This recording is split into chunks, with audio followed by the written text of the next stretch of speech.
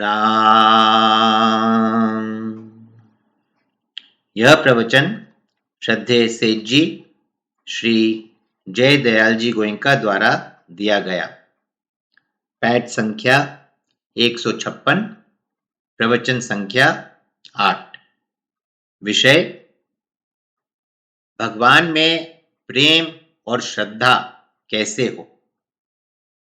प्रश्न: भगवान में प्रेम और श्रद्धा कैसे हो।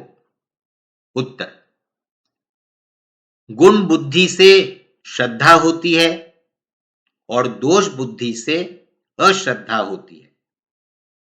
उनके जो गुण हैं उनका मनन करना, गान करना, कीर्तन करना, नाम जप करना, भगवान के भक्तों से मिलकर भगवान की लीलाओं के गुण प्रभाव को जानने के लिए उनका संग करना, यह भगवान के प्रेम और श्रद्धा की बात है।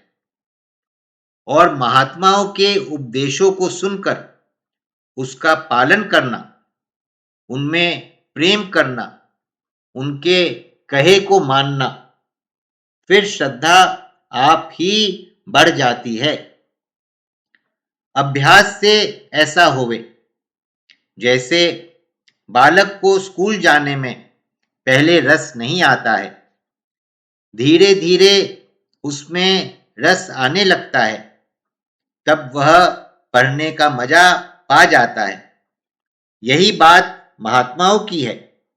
उनके उत्तम गुण प्रभाव को आचरण में ले आने से श्रद्धा बढ़ती है। महात्माओं की बातें अलौकिक होती हैं। उनमें दोष दृष्टि लाना मूर्खता है। दोष दृष्टि आना कोई बड़ी बात नहीं है। जैसे हमें भ्रम हो जाता है वैसे हो सकता है। दोष दृष्टि तो पुरुषोत्तम भगवान में भी देखने से आ सकती है, किंतु वास्तव में यह बात नहीं है। यह उनकी सब लीला थी। जानकी के लिए, लक्ष्मण के लिए रोए तो इससे क्या लेना चाहिए। ये यथा माम प्रपद्यन्ते तांस तथैव भजाम्यहम्। गीता जी के 4 अध्याय के 11वें श्लोक में भगवान ने कहा है, जो भगवान को जिस प्रकार से भजता है उसी प्रकार से भगवान भी उसको भजते हैं। यदि लक्ष्मण और सीता के लिए रोते हैं तो इसमें क्या बात है। महात्मा में दुर्गुण दुराचार हो ही नहीं सकते। भला सूर्य के सामने कभी अंधकार रह सकता है? कभी भी नहीं रह सकता है। महात्मा के दर्शन से बड़ा भारी असर होता है।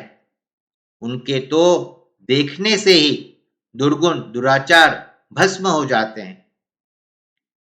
श्रद्धा और प्रेम की बात तो बहुत उच्च कोटि की है। यह बहुत श्रम से देखने में आती है। कोई पूछे कि सूर्य की चमक कैसी है तो नक्षत्र को दिखाकर समझा दिया जाए। वास्तव में जो श्रद्धा प्रेम की बातें शास्त्रों में हैं उनको पर सुन लेते हैं। कैसे पर सुन लेते हैं?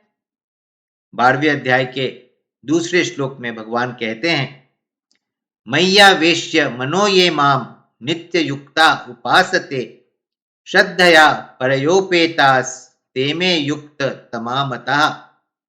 अर्थात इस प्रकार अर्जुन के पूछने पर श्री भगवान बोले, हे अर्जुन, मुझ में मन को एकाग्र करके निरंतर मेरे भजन ध्यान में लगे हुए जो भक्तजन अतिशय श्रेष्ठ श्रद्धा से युक्त होकर मुझ सगुण रूप परमेश्वर को भजते हैं, वे मुझको योगियों में अति उत्तम योगी मान्य हैं। मुझ परमात्मा में जिन्होंने चित्त लगा दिया है और मुझ में युक्त रहते हुए ही मुझ में अतिशय श्रद्धा के साथ उपासना करते हैं वे सबसे श्रेष्ठ हैं। ऐसे ही प्रेम की बात है।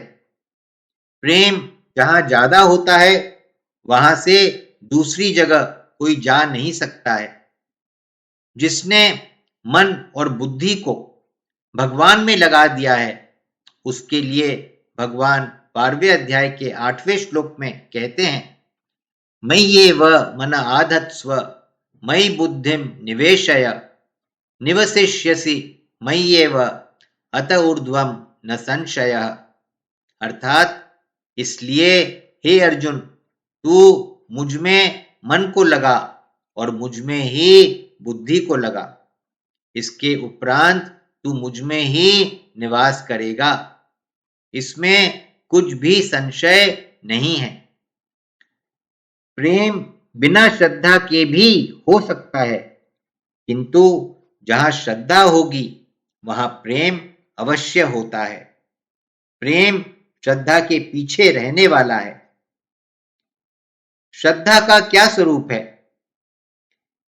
यह मकान है, चूने पत्थर से बनाया हुआ है।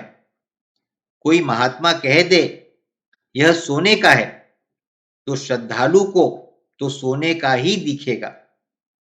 उससे जो कम श्रद्धालु है वह तो चूने पत्थर का ही है ऐसा जानता है, किंतु महात्मा के वचन को मान लेगा कि सोने का हो गया।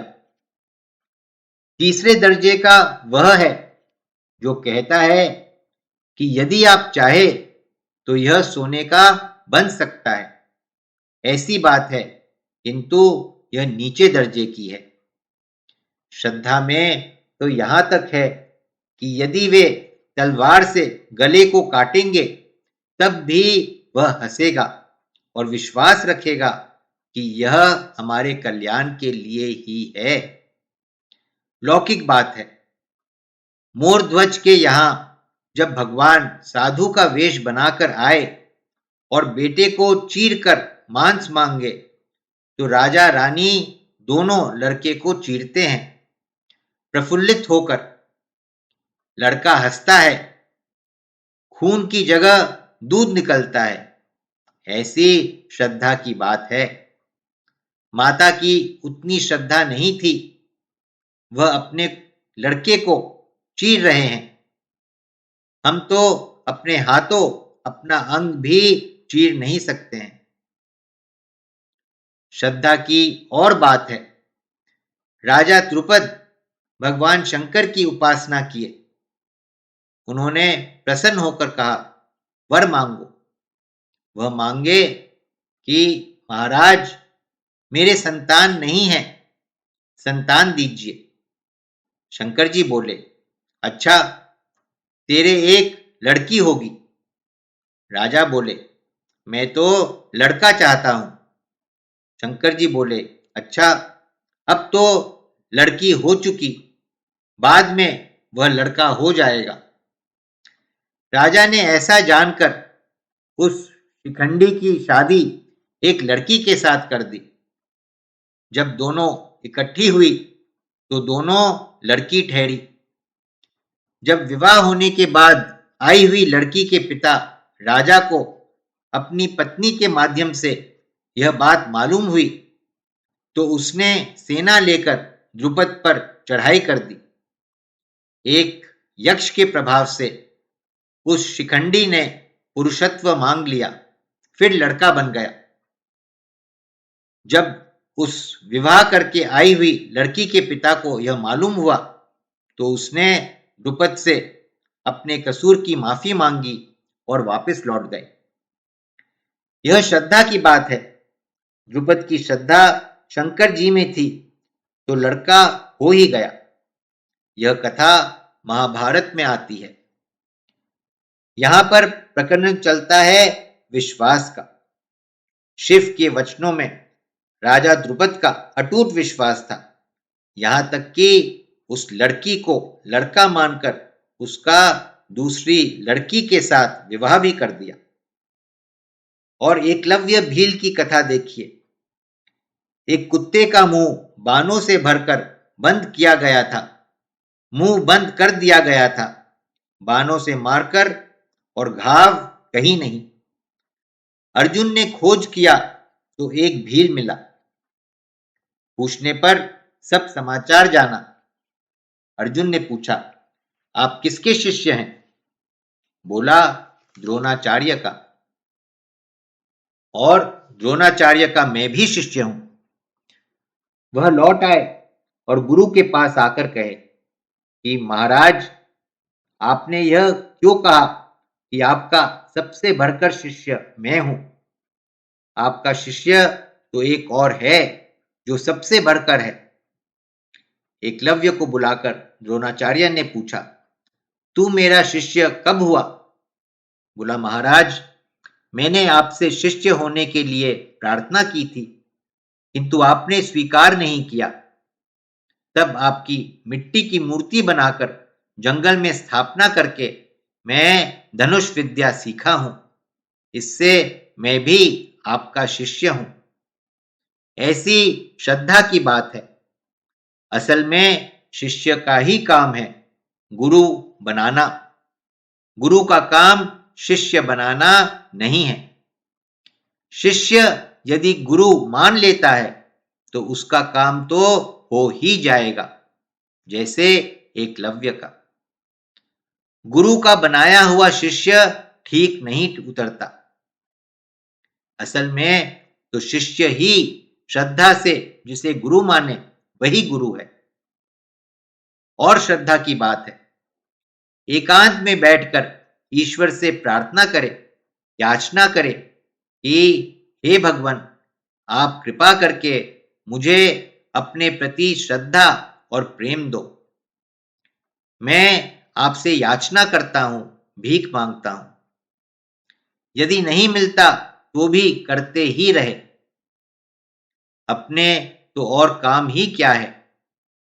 बिना श्रद्धा प्रेम के तो कोई काम होने का नहीं। इसलिए पहले श्रद्धा और प्रेम हासिल करना है। श्रद्धा के बिना असली प्रेम हो नहीं सकता। प्रेम बिना भगवान नहीं मिलते, और बिना भगवान के यहां से जाना धिक्कार है। बिना प्रेम श्रद्धा के हमारा जीवन व्यर्थ है। जीवन जीवन नहीं है। अगर सच्चे दिल से प्रार्थना करे, हृदय से करे, तो भगवान अवश्य पूर्ण करेंगे। हे भगवान, हे नाथ, आपके रहते हुए मैं मारा जाऊं? आप मुझे श्रद्धा प्रेम प्रदान कीजिए। आपसे प्रार्थना है, भीख मांगते हैं, याचना करते हैं। यदि नहीं मिलती है तब भी प्रार्थना तो करते ही रहना चाहिए। प्रार्थना करते करते भी श्रद्धा हो जाती है। यह जो बात बताई, उदाहरण के लिए बताई, एक अपेक्षाकृत साधारण सा बताया है। जो उच्च कोटि की श्रद्धा है, वहां तो वाणी की गम्य नहीं। वह तो अलौकिक है, बहुत उच्च कोटि की है, वर्णन नहीं हो सकता। यह जो बताया, यह तो सागर में बूंद के माफिक है। श्रद्धा का विषय बहुत ही असाधारण और अलौकिक है। बुद्धि में जितना आता है वह मन में कल्पना करना कठिन है। जितना मन कल्पना करता है उतना वाणी वर्णन नहीं कर सकती। रही मेरी बुद्धि की बात, सो वह तो बहुत तुच्छ है। उसमें यह अलौकिक बात कहां आ सकती है। महतत्व है, वही समष्टि बुद्धि है। उसमें चाहे थोड़ा आ सके, परंतु उसका मेरी बुद्धि में आना उतना ही कठिन है जितना आकाश का दर्पण में आना। कहां मेरी तुझ बुद्धि और कहां ईश्वर के श्रद्धा और प्रेम की बात। वास्तव में जितना बुद्धि में है, मन कल्पना में नहीं ला सकता। जैसे गूंगा, प्रथम तो मेरी बुद्धि में कुछ है ही नहीं, किंतु जितना आता है उतना भी मन कल्पना नहीं कर पाता है, और मन की कल्पना को वाणी पूर्ण रूप से कह नहीं सकती। जैसे रामायण है, सारा का सारा संक्षेप में मन कल्पना कर लेता है, किंतु वाणी उतना वर्णन कभी नहीं कर सकती है, बहुत कठिन है। इसके बाद वाणी जो कहती है उसको सुनकर सुनने वाले मन पर छाप नहीं लाते, उसको कार्य में नहीं लाते। मन और बुद्धि में नहीं आवे तो कार्य में कहां आ सकता है। किंतु मन और बुद्धि में जो है उसका पाई भर भी वर्णन नहीं हो सके है। श्रद्धा के उदाहरण के लिए कहते हैं, एक मां है और उसका बच्चा है। देर तक दूध नहीं पीने से उसके स्तन से बच्चे के लिए दूध चूने लगता है। उसी प्रकार भगवान के लिए श्रद्धालु पुरुष की आंखों में आंसू आ जाते हैं, रोमांच हो जाते हैं। श्रद्धा के होने से रोमांच और आंखों में आंसू आ जाते हैं। गोपियों का भगवान के प्रति श्रद्धा और प्रेम ऐसा ही था। श्रद्धेय जो पुरुष है, उनकी आज्ञा पाकर, उनका संकेत पाकर अपने मन के विपरीत जो कार्य है उससे भी उसके प्रेम उत्साह की ऐसी दशा हो जाती है जैसे विदुर के घर भगवान आए और विदुर की स्त्री उनको केले के छिलके खिला रही हैं। उसको इतनी बेहोशी है कि कुछ ज्ञान ही नहीं है, न दिशा का, न काल का, न अपने शरीर का। श्रद्धालु को ऐसी ही बेहोशी रहनी चाहिए। श्रद्धा की अतिशयता के कारण जो मन में विह्वलता होकर बेहोशी जैसी आ जाती है, चाहे मन के प्रतिकूल ही क्यों न हो, वही सच्ची श्रद्धा है। उसी क्षण उसका ध्येय बदल जाता है। अनुकूलता में भी यदि श्रद्धा होकर विह्वलता होती है तो उसका कुछ महत्व नहीं। बात तो प्रतिकूलता में है। पतिव्रता स्त्री का श्रद्धा का उदाहरण देखिए। एक पतिव्रता स्त्री है, दूध, चावल आदि उत्तम भोज्य पदार्थ भोजन कर रही है।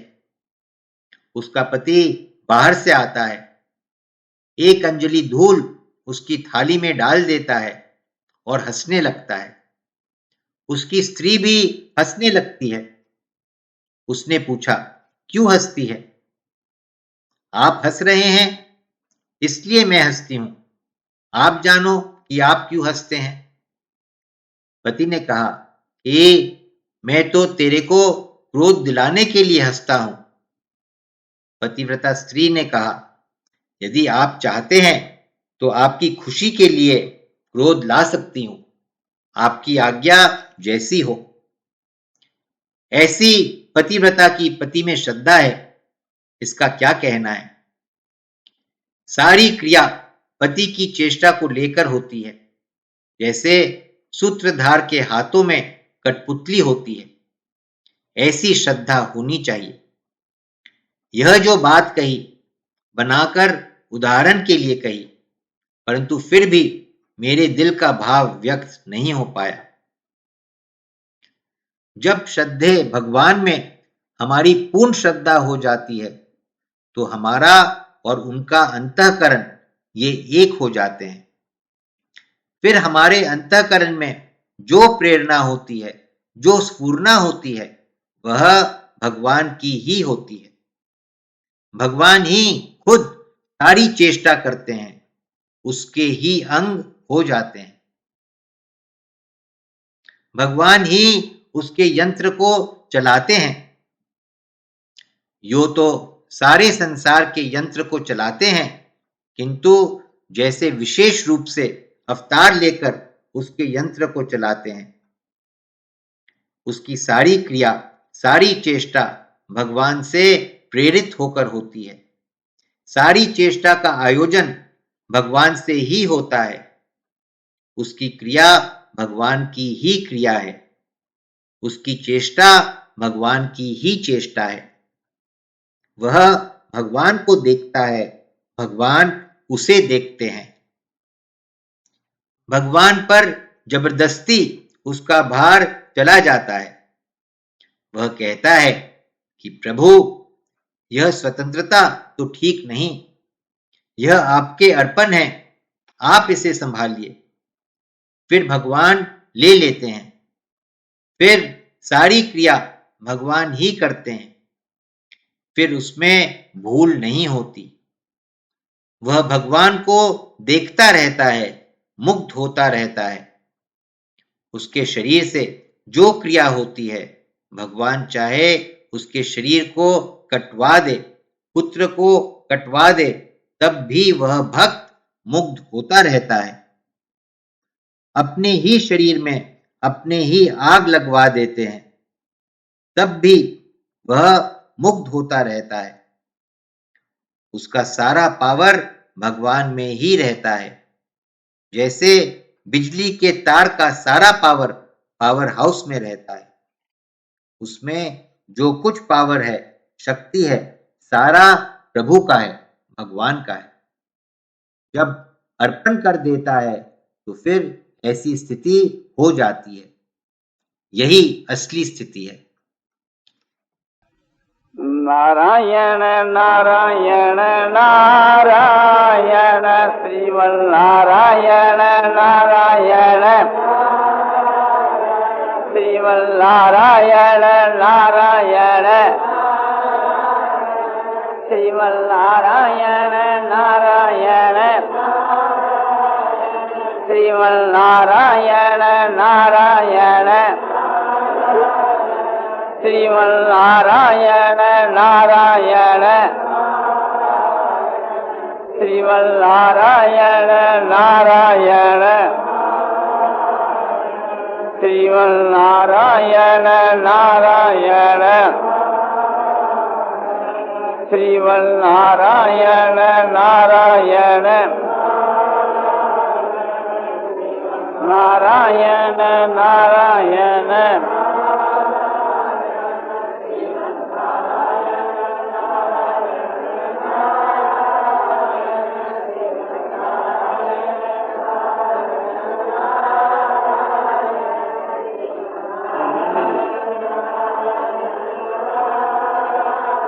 आनंदमय आनंदमय पूर्णानंद अपारानंद शांतानंद घनानंद अचलानंद ध्रुवानंद नित्यानंद बोधस्वरूपानंद ज्ञान स्वरूपानंद आनंद जी आनंद शांति शांति शांति।